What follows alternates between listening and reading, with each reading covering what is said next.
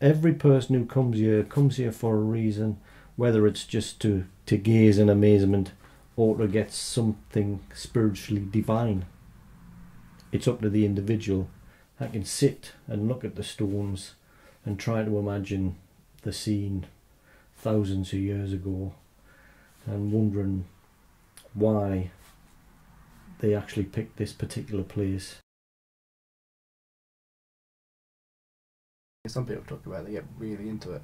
You know, they argue about what it's all for, what it means, how they built the place, which is always a big question. I suppose in the end, it's what they think it means rather than what it actually means.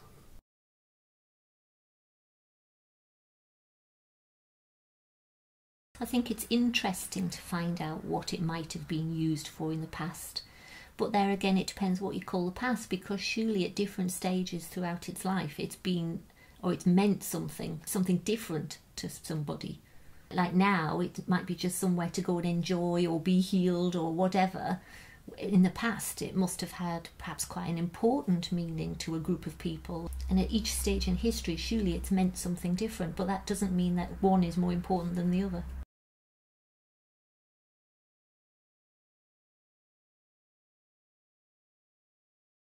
The Christian God, we're always talking about steadfast love and steadfast righteousness. That's very biblical. Perhaps it was their enduring nature which made them more godlike. There's nothing precious about it now, just because we've put them back up and it's a historic monument. There's nothing precious about it, they're just lumps of rock. Obviously these stones were put here for a reason. That reason is unclear. However, until we get a full understanding, you've just got to think of the enormity of the task of putting these stones in a circle. It is worth keeping. It is part of our heritage. You know, these have been here thousands of years. Generating discussion is a good thing, because then you go out and find the answer. We live in a modern world where it's very easy to get your fingers on information. So, and yeah, I think it's good. I think it's a beautiful place. You know, living there, it's a big part of your life. I don't know whether I would want just one stone in my garden, but there again, perhaps I would get more used to it and become very attached to it. Want to own it as mine.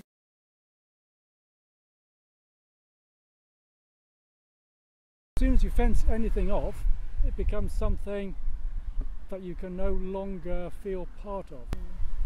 Whereas here, look at the children playing on these stones. Isn't that just fantastic? That symbol of that freedom, that they can do that. There isn't some official here saying, "Oh, excuse me, but you're not allowed to touch it."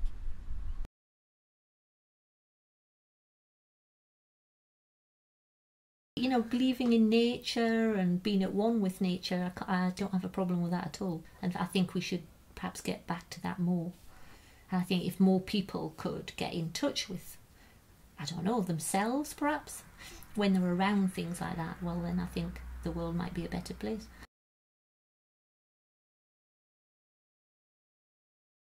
I think it helps you connect with other people. You see how perhaps things have changed over time.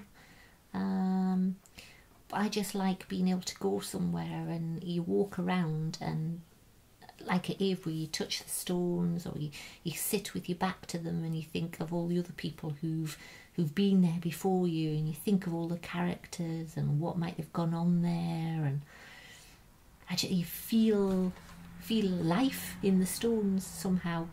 It's like they've got stories to tell, and you just have to listen, and you can hear them.